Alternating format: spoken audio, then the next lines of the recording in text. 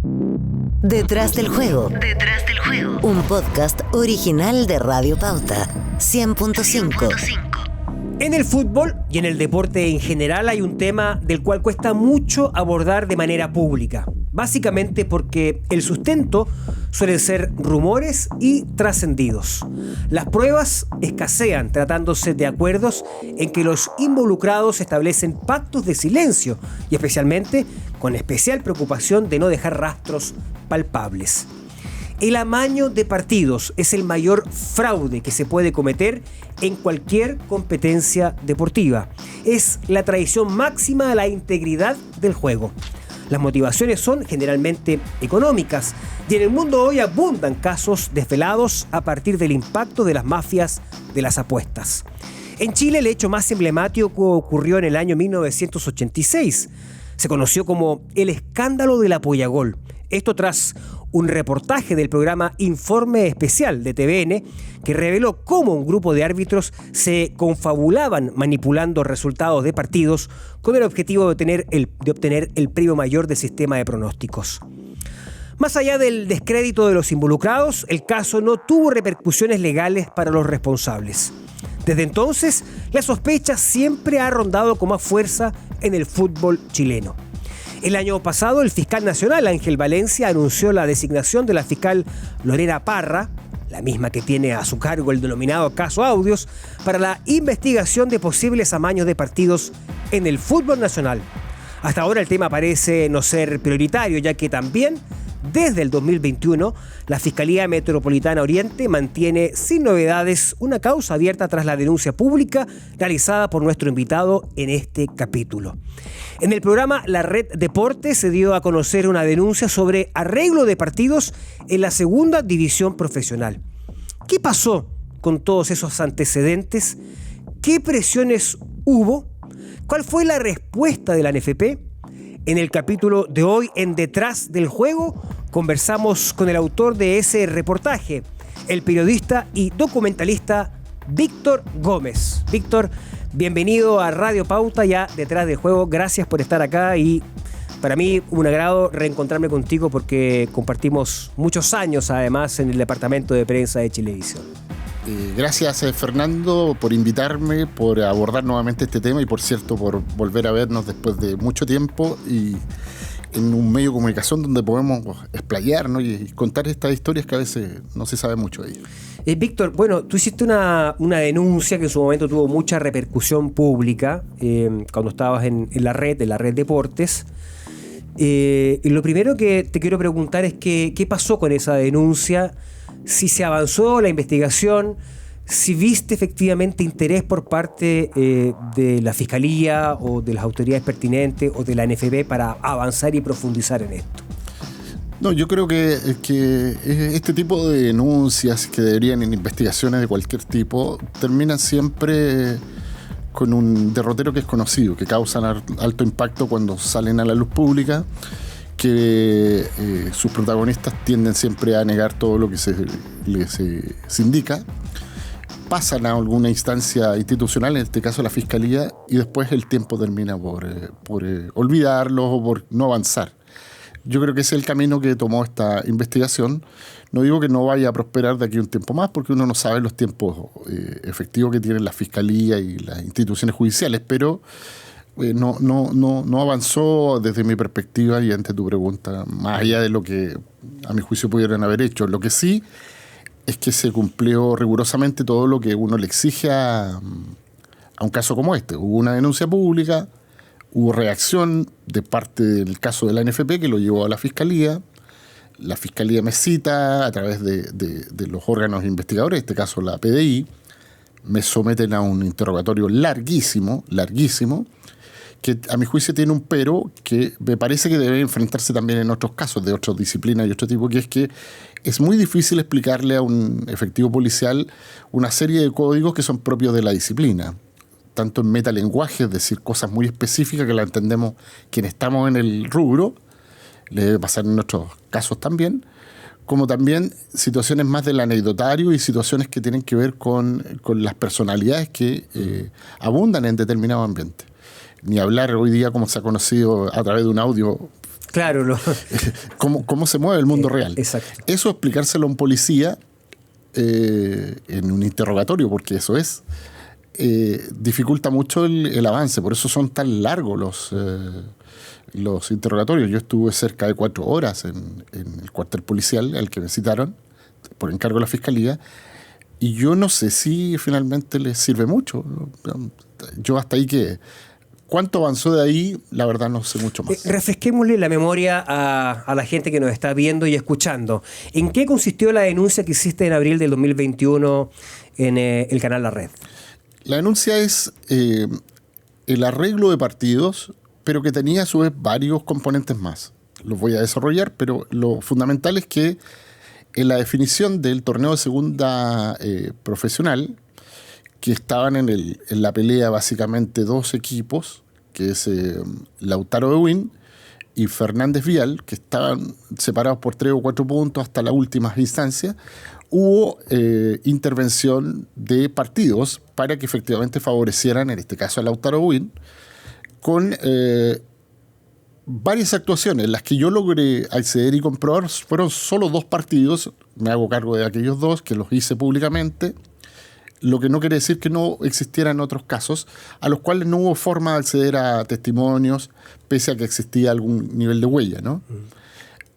Y ahí entonces la denuncia es súper precisa, y es que hay un duelo que se juega en diciembre del 2020 en la Florida, entre Lautaro de Win y Colina, Deportes Colina, que tiene un proceder en el que efectivamente había habido una oferta de pago y una oferta de contrato del año siguiente, el torneo siguiente. A ver, para que la gente vaya entendiendo. O sea, desde, uno supone, alguien de Lautaro de Win se le ofrece futuro contrato, un beneficio económico a jugadores del equipo rival. El beneficio económico, lo dije en su minuto cuando hago la denuncia, es bastante menesteroso para los montos que involucraba la operación y para lo que se mueve en el fútbol, ¿no? Pero existía. Y cuando yo logro investigar esto, claro, hay un modus operandi. No se hace a través de nadie que es titular de Lautaro de Win, pero sí se hace con alguien cercano. Se contacta a un par de jugadores, pero resulta con algunos que efectivamente acceden a esta doble condición. Ahora, el resultado fue claro y preciso, lo logra ver el video, un material que pertenecía a una cadena, al CDO. Ese partido lo transmitieron. El partido fue 3-0 en favor de Lautaro de Win, y la persona sindicada a la cual habían efectivamente coimeado tiene una actuación determinante para que el resultado así se diese, digamos. ¿Tú identificaste a ese jugador? Sí, claro, lo identifiqué. ¿Pero lo diste cuenta públicamente o lo mantuviste en reserva? Es que ahí no lo mantuve en reserva, pero yo hablé con él. Hablé con él y con su padre en más de una ocasión. ¿Y te reconoció esto? En primera instancia no, pero cuando ya yo le hago gala de que tengo todas las pruebas, de que tengo las conversaciones, de que tengo el monto, la fecha en que lo llamaron, en fin, él lo reconoce, pero me deja una frase interesante: déjame en paz. Es eso. Luego me llama su padre, que también fue futbolista, en una línea más agresiva, pero también él logra darse cuenta que la contundencia de las pruebas eran muy, muy claras. Cuando creo, esto lo infiero, no lo tengo claro, desde el propio club, Colina, lo llaman y le dicen: oye, porque aquí hay suficiente material que acredita que hubo coima, ¿no?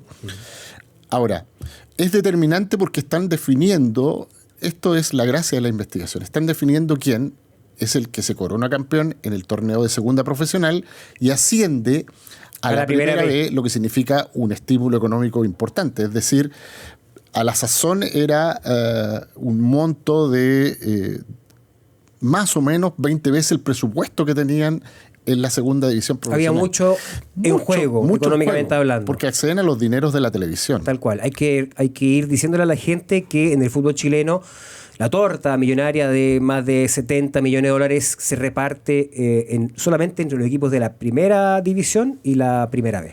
Mira, sin exagerar, si los gastos permitidos eran 18 o 20 millones de pesos, lo establecido por reglamento en la segunda división profesional, al acceder a la primera B, ¿sí?, era permitido 130 millones mensuales. Claro, exacto. Y esos 130 les llegaban, eran financiables. O sea, ese es el salto, ¿no?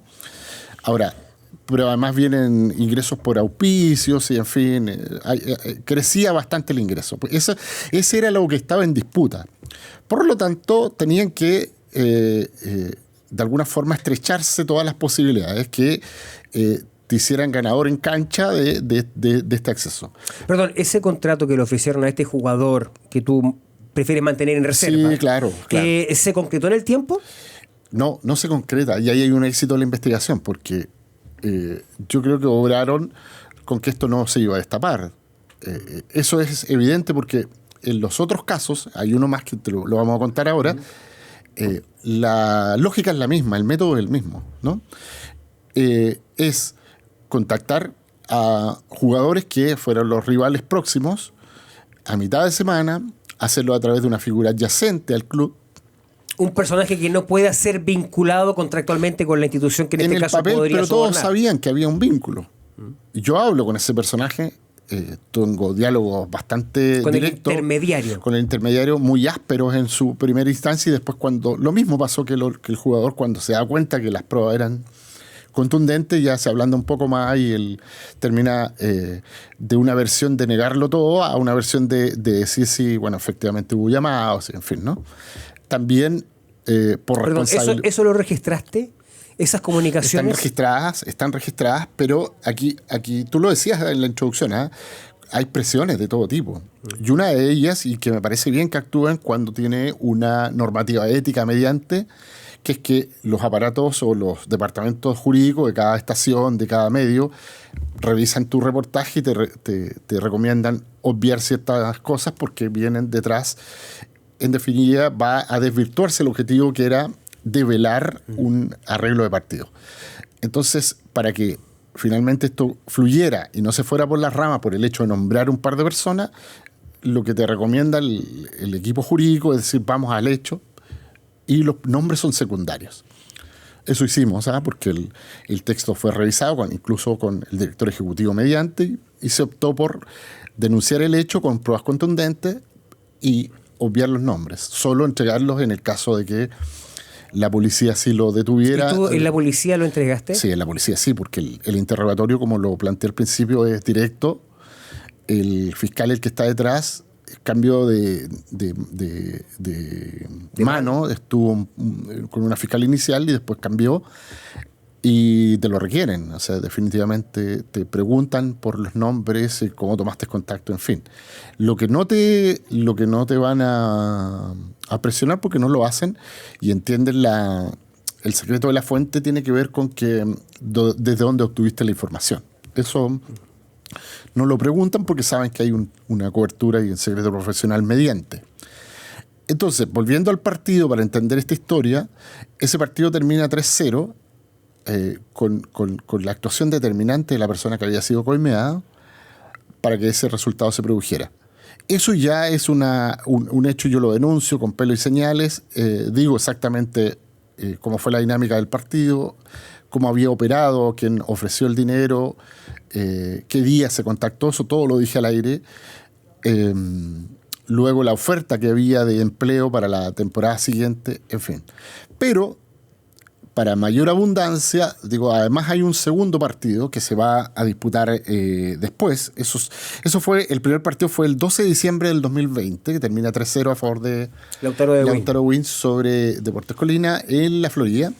Y el otro partido va a ser Deportes Linares con Lautaro Win, o Lautaro Win con Deportes Linares, que va a ser el 16 de enero del 2024. Recuerda tú que por efectos de la pandemia se alargaron los campeonatos. En verano, enero y febrero definiéndose los campeonatos.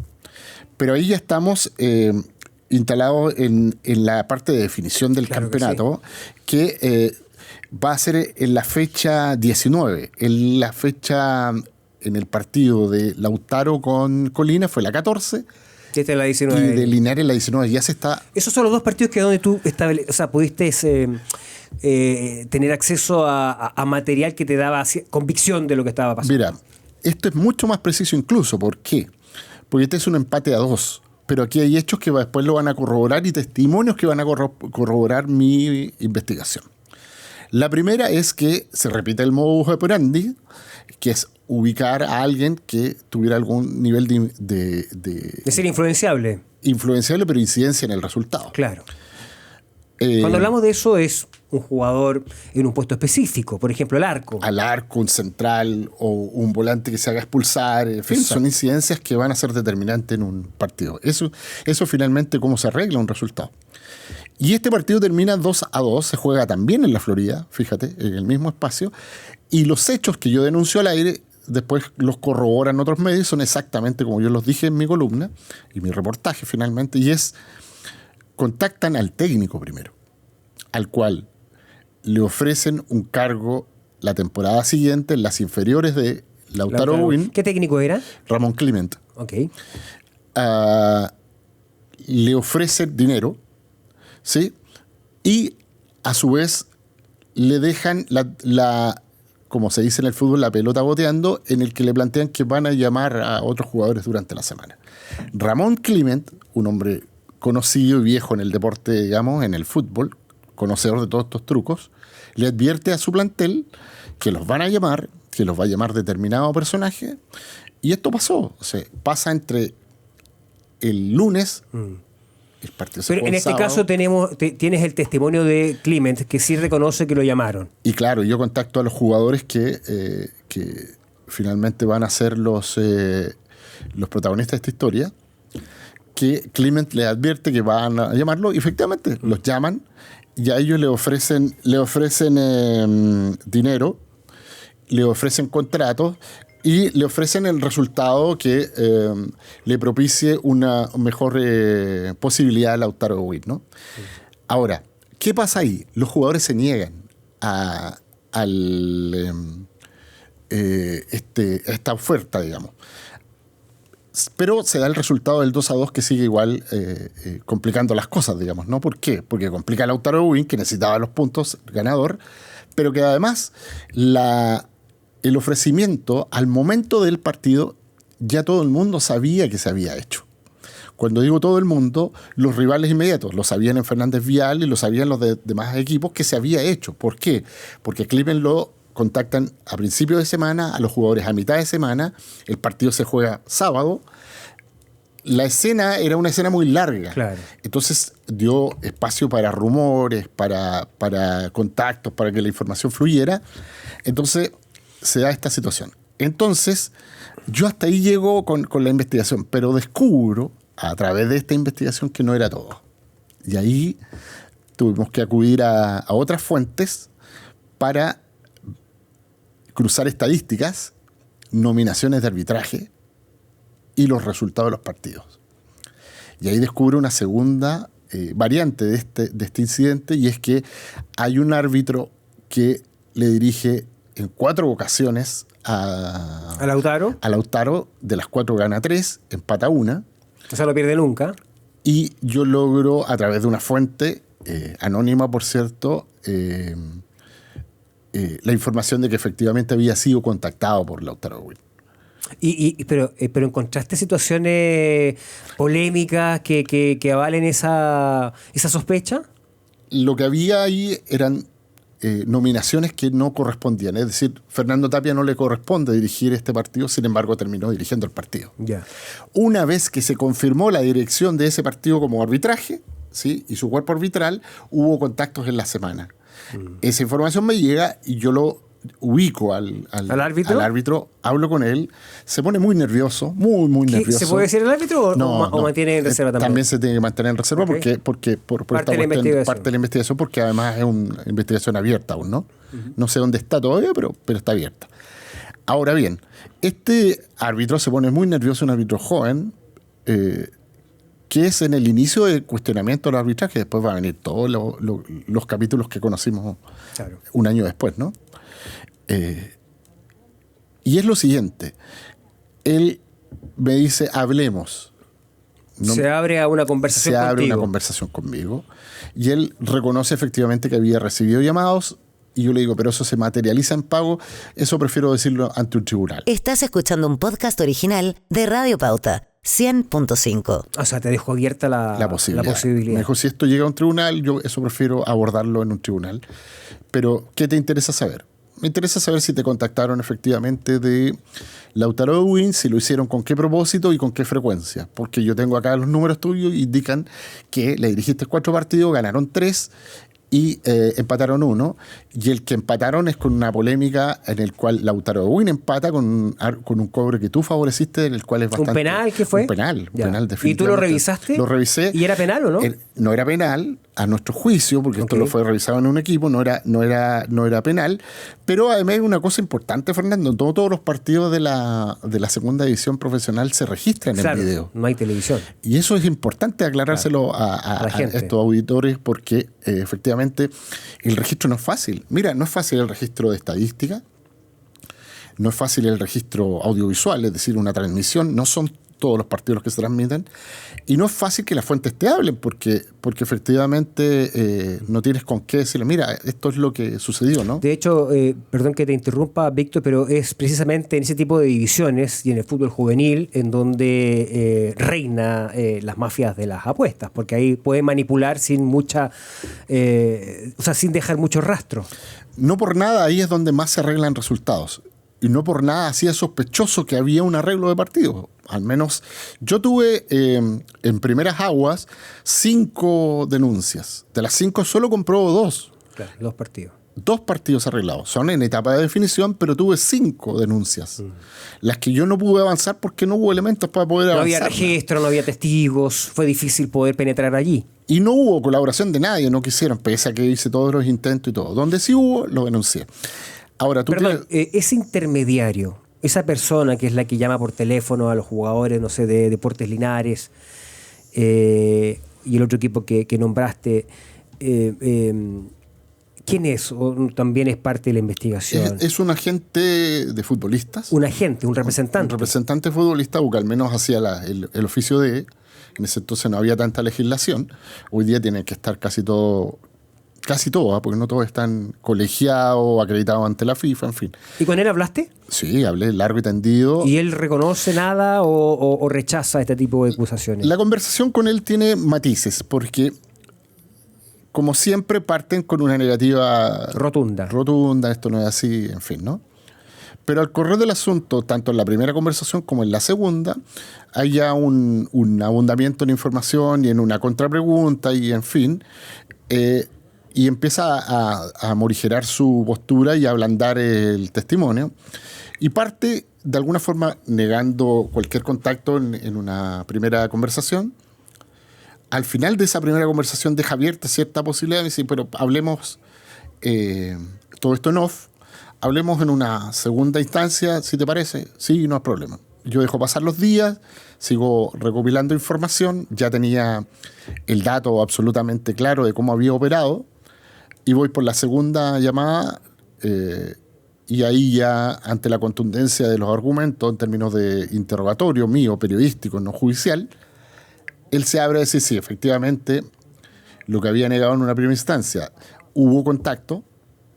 En la primera instancia dice que ni siquiera conoce a algún jugador de Colina, ¿no? Que cómo podía haberse hecho esta oferta si no conoce a nadie.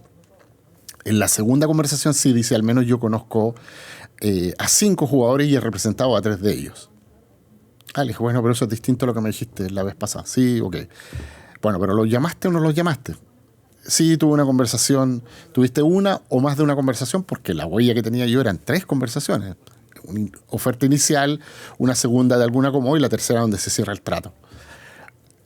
Sí hubo más de una conversación, pero es la natural de un representante con jugadores que son amigos o cercanos. O sea, en ningún momento él reconoce haber operado como un intermediario para provocar un resultado específico. El problema es que era muy cercano al propietario de Lautaro Ewing y técnico, ¿no? de este equipo. Entonces... Que es el propietario del equipo. Claro. Prefiero no decirlo porque él es el que está conmigo litigando. Okay. Pero lo podemos nombrar, ¿ya? No hay ningún problema, porque es interesante el tema. Es Carlos Encina, por cierto. Carlos Encina, perfecto. Lo voy a nombrar únicamente porque era el técnico y propietario del club. Pero este representante era muy cercano, digamos, muy, muy cercano, estrecho colaborador, digamos. Ahora, ¿qué es lo que sucede acá?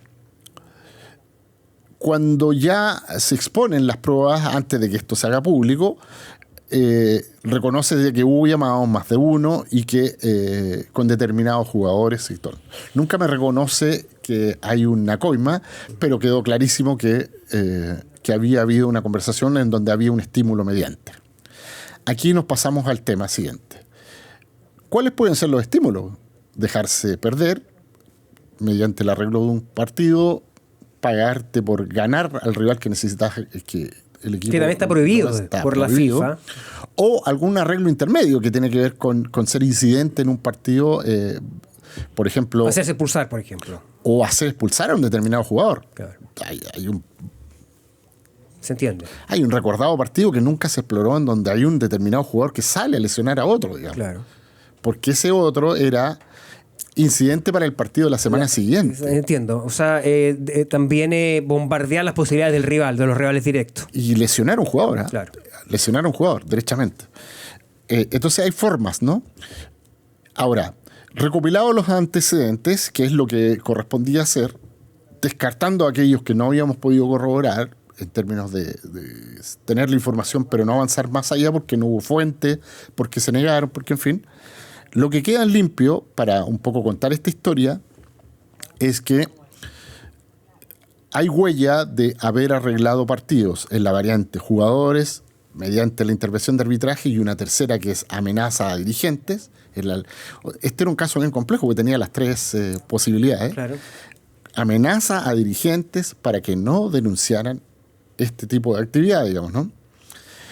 Entonces, se da el triunfo de Lautaro Ewing sobre Deportes Colina. Esto ya te lo decía, en la fecha 24. Ya incidente, porque hay una distancia de 3 puntos solamente entre Fernández Vial, que era el segundo, el escolta, y Lautaro ya en la definición del campeonato. El que ganaba subía a la primera vez. Claro que sí. Y después ya en la fecha 24... este empate 2-2 con Linares. Víctor, a ver, esto es muy importante para que también hagamos una reflexión. ¿Cuál fue, en general, cómo sentiste tú la reacción de todo del resto de los medios? Primero.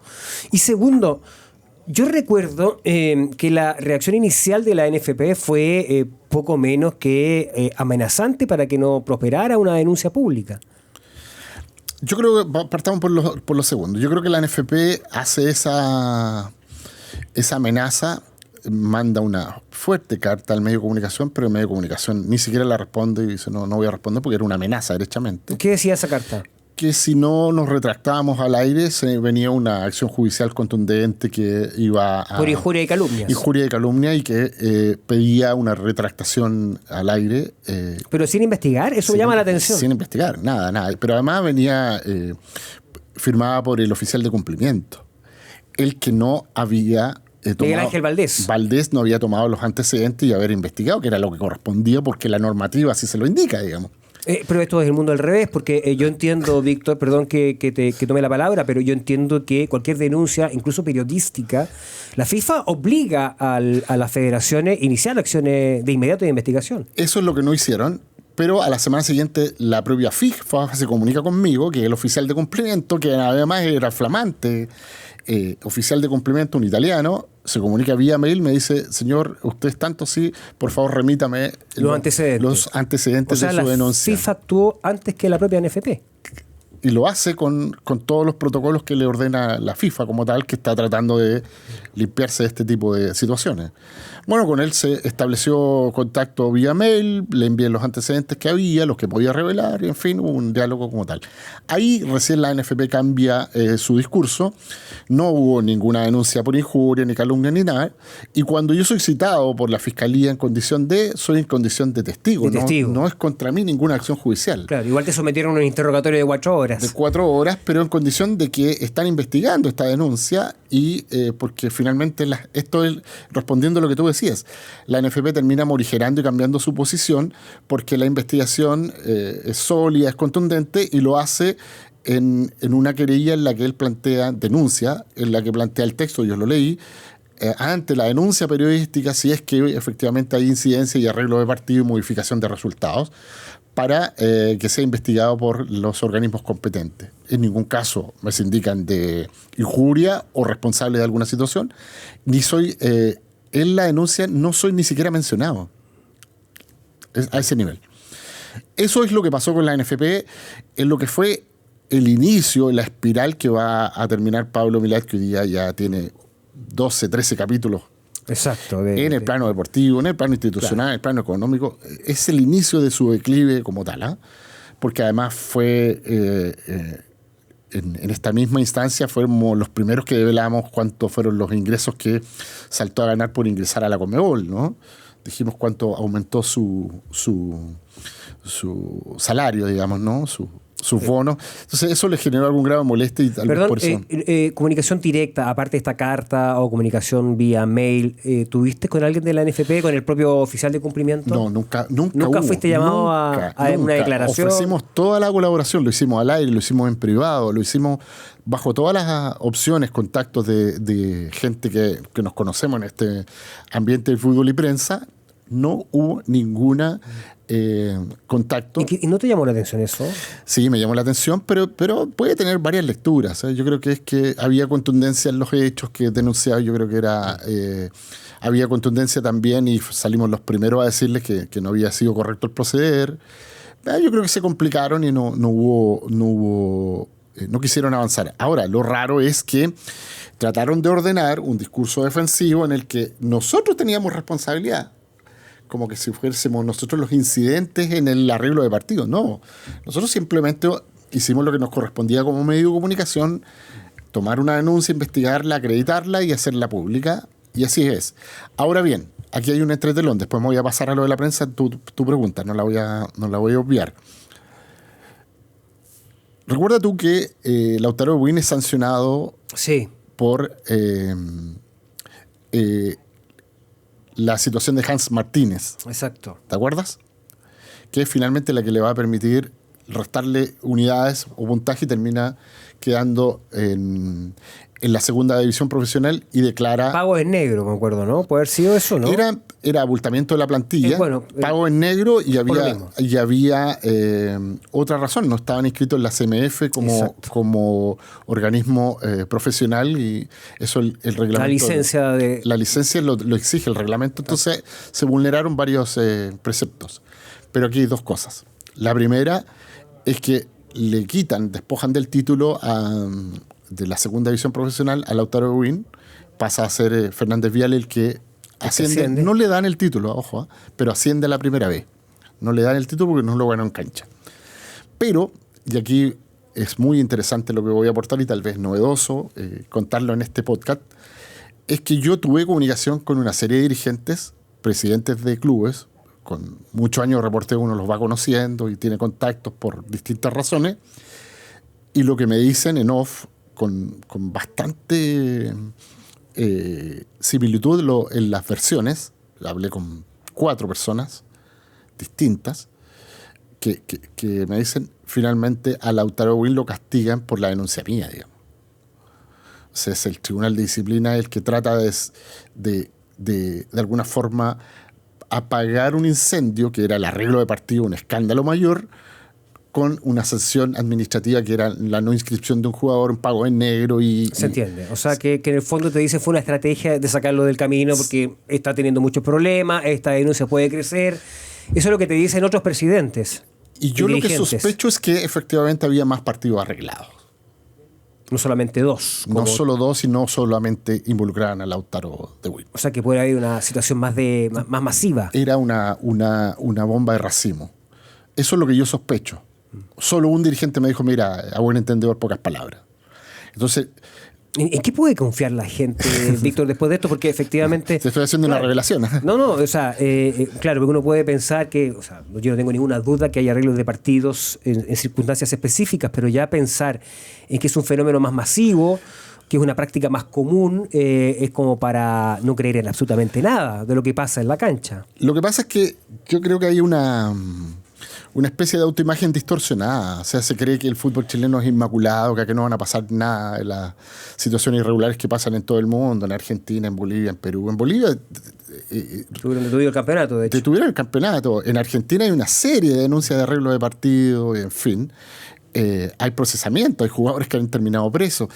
Y el escándalo mayor y el ejemplo que saca siempre uno a colación es lo que tiene que ver con la Juventus temporada 2004-2005. Por supuesto. Y 2005-2006. Le despojan del título, lo bajan a la segunda división y el resto de los equipos fueron... Y lo están viendo ahora también con el Barcelona y la contratación de un importante dirigente del arbitraje. Víctor, nos quedan 5 minutitos. Sí. Es importante que puedas completar la idea respecto de cómo sentiste que fue la reacción en general del medio. Ya, eso es lo siguiente. Mira, yo creo que hay una bajada informativa que la toman y la divulgan, y eso fue impecable porque realmente tomaron en consideración la denuncia, pero hubo otra que de alguna forma yo creo que se sintió amenazado. Esa es la palabra. Es decir, le aparece un programa en televisión que tenía una pequeña continuidad al aire, sale con una denuncia que remece el ambiente y que no obedece en cierta medida esta convivencia que hay entre los medios de comunicación, lo que involucra periodismo o exjugadores, en fin, con los dirigentes y con los equipos y con los propios jugadores activos, ¿no? Esa amenaza que es latente porque te aparece un medio por fuera, te remece el ambiente, se demostró en algunos medios que terminaron repeliendo. Dicen, no, eso por ningún motivo, no, tengo otras fuentes que desacreditan esta información, no, esto es imposible. Lo dijeron, lo vertieron al aire o en algunas intervenciones, pero después, ante la contundencia de esta investigación y la continuidad que tuvo, terminaron reconociendo que efectivamente había una versión bastante acreditada. O sea, voy a citar un puro ejemplo para que se entienda. Nosotros planteamos lo que sucedió en el partido con Linares, el 2-2, dijimos quiénes habían intervenido y a los 2 días la tercera saca una entrevista con Ramón Climent que les corrobora exactamente lo que dijimos. Me llamó un dirigente, me ofreció dinero, me ofreció un cargo, le advertí a mis jugadores, llamaron a los jugadores y el resultado fue este. Lo que nosotros dijimos, tal como se planteó, lo corrobora la tercera en una entrevista a Ramón Climent. Es decir, hubo de todo en la reacción. Aquellas que lo difundieron como correspondía, otros le siguieron la huella y otros que repelieron el asunto. ¿Por qué se sintieran amenazados? Yo no tengo especulación, pero no tengo nada que puedo sindicarle a nadie. Lo que quiero decir es que repelieron en algún sentido el contenido de la denuncia. Tendrán sus motivaciones, las desconozco cuáles son, pero lo repelieron. Cuando ya después pasó el tiempo, uno sabe que terminaron por aceptar la realidad, digamos. Ahora, para cerrar este capítulo, yo creo que lo interesante está ahí, Fernando, esa es la moraleja. Creer que el fútbol chileno es inmune a las malas prácticas de todo tipo, creer que adicionalmente no va a pasar nada que está pasando en todo el mundo, como arreglar partidos, como influir en las apuestas, y de alguna forma dejarlo encapsulado como si acá no es que no pasara nada, sino que tenemos cierta inmunidad que no sé de dónde sale, que nos deja fuera de cualquier peligro. Y eso, la verdad... Es ingenuidad. Es ingenuidad, y yo creo que este tipo de investigaciones como otras, las que realizaste tú y otros colegas, demuestran con evidencia que no es así y que requiere de una participación más activa en los medios y de la prensa y de los periodistas, los colegas que se desempeñan. A mi juicio no basta con el dato que tú tienes al teléfono inmediatamente, apenas se produce, que a todos nos gusta, que nos gusta disfrutarlo, ver el fútbol, apreciarlo. Tiene una pasión que a todo el mundo nos mueve y por algo nos dedicamos a esto. No basta con eso, yo creo que la moraleja está ahí. Hay que profundizar en los temas, hay que develar ciertas situaciones y yo creo que ahí está la lección, no en otra parte.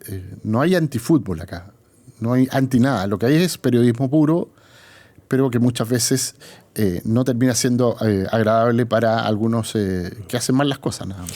Hay una frase que es celebérrima de quizás el capo de la mafia del fútbol sudamericano, el expresidente de la Asociación de Fútbol Argentino, que era su frase típica: todo pasa. Y a veces y creo que en la mayoría de las veces tiene razón, en la medida en que las investigaciones periodísticas no sean respaldadas también con preocupación por la que hacen la fiscalía, las autoridades policiales, es muy difícil poder avanzar para hacer más transparencia en todo tipo de actividad y especialmente en el fútbol, donde tú comparto plenamente, no podemos ser ingenuos de lo que está pasando.